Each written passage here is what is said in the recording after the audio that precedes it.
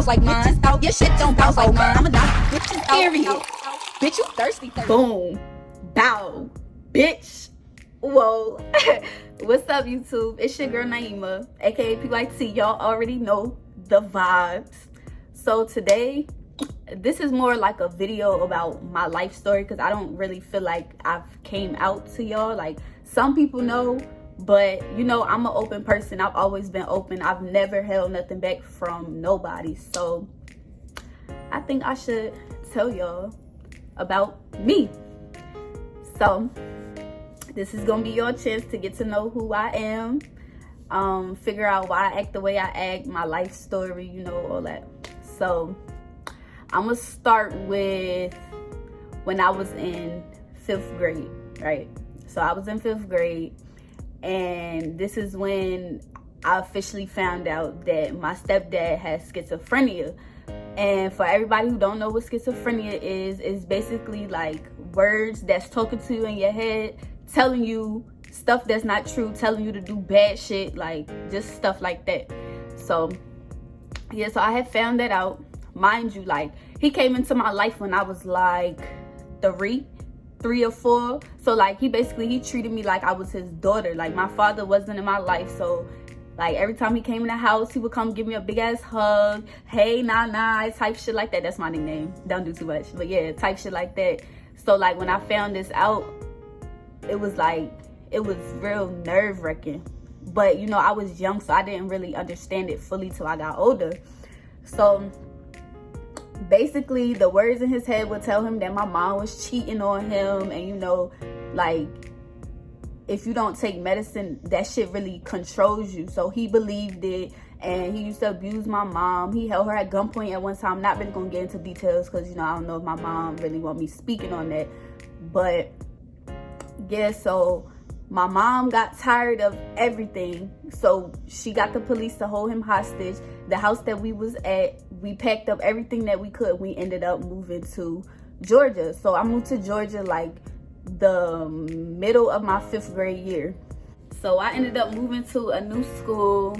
It was weird at first, but I got into it eventually. You know, my stepdad used to call me and my brothers, because you know, that's their father. He used to call us, used to speak to us, ask us how we was doing, you know, type shit like that. So one day I was on the phone with him, and you know, we was having a conversation, and his last words to me was, I love you. So you know, I told him I love you too. Then he hung up. So like, I'm gonna say like a month or 2 later, I was laying on the floor. My mom thought I was asleep, but I was up, and she was on the phone with somebody. So as she's on the phone, I'm hearing the conversation, and then next thing I know, she just dropped down and she just burst in tears. So come to find out, my stepdad didn't really want to take his medicine, and he couldn't really... Girl, you messing up my video. Shut up. Oh, hell no. Honey, be quiet. Be quiet. She is a disrespectful ass dog. But anyway, so yeah, he didn't want to take his medicine. So come to find out, he ended up shooting himself in his head, basically committing suicide. So when I heard this, I'm like, yo, that's my brother's dad. Like, how am I gonna tell my brothers that their father just died? So when they woke up, they eventually, you know, found out, and it changed me as a person. Like, I went from being this good ass kid to getting suspended in school, fighting, disrespecting my mom, running away. I started doing a whole lot of shit, because it was just like, I had lost myself. I didn't know who I was. So I'm gonna fast forward to 6th grade. 6th grade is when everything started happening. Like, I always got sent to the counselor's office for some drama that I was in. So my mom, she got tired of it, so she said Georgia was too much. So we ended up moving back to North Carolina.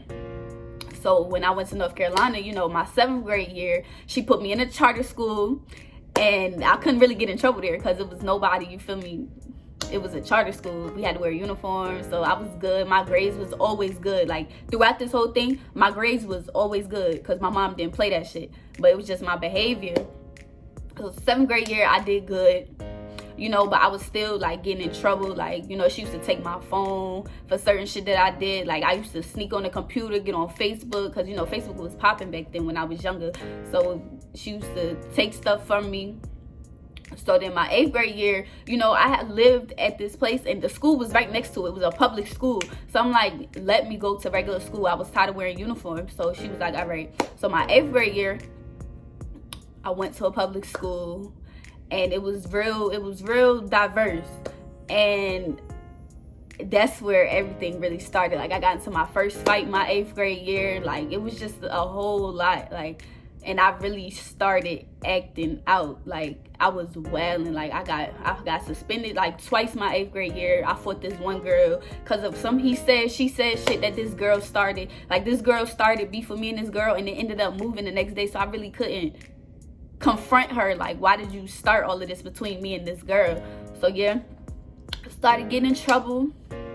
Then my 9th grade year is really the worst year. Like, that was my worst year ever. I got expelled my freshman year. Like, I was really bad. Like, I'm not gonna really get into details in this video, but when I do tell my like fight stories, like, I'm gonna tell them all in one video. Y'all gonna hear those fight stories, but that's besides the point. But yeah, so my mom actually got to a point where she wanted to give me away to foster home. So I ended up calling my grandmother, which is her mother, and I told on her. And I'm like, yeah, she trying to give me away.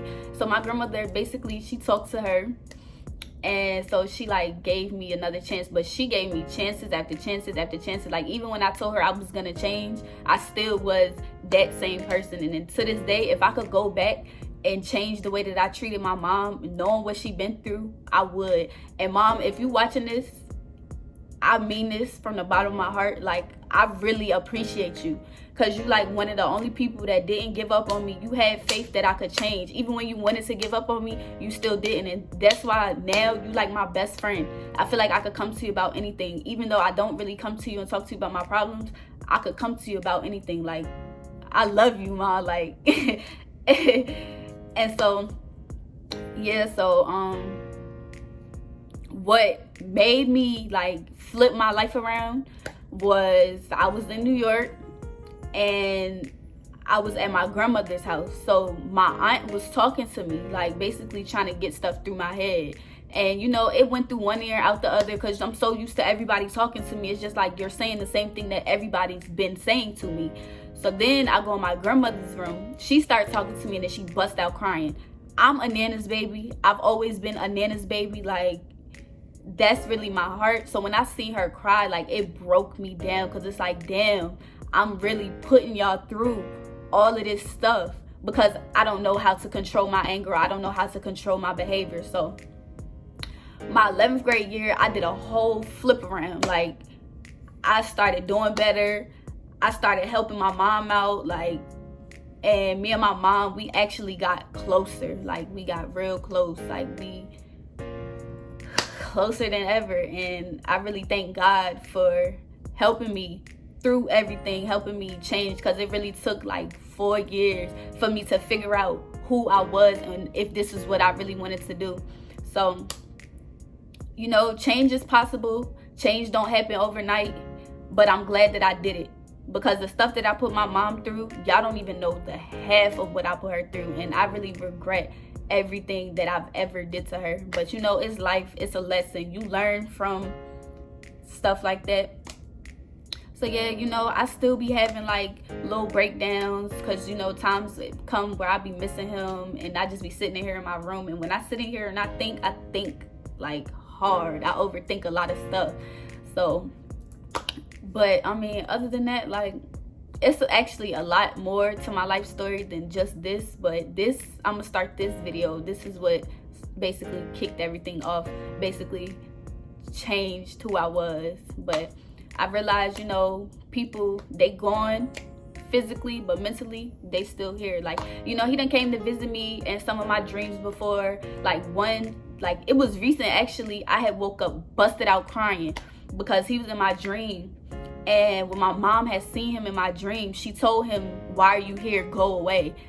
And like, I didn't really physically like, I didn't get to talk to him. Like, it was so many questions that I wanted to ask him, and I couldn't even ask him because my mom told him to leave. So I woke up crying, and I was like, you told him to leave out my dream. We was this close to having a conversation. Like, I was mad. I was so angry. But he'll come back and visit whenever he feel like he want to visit. But I just thought that y'all should know this stuff. I thought I should just put this out here because this is why I am who I am today.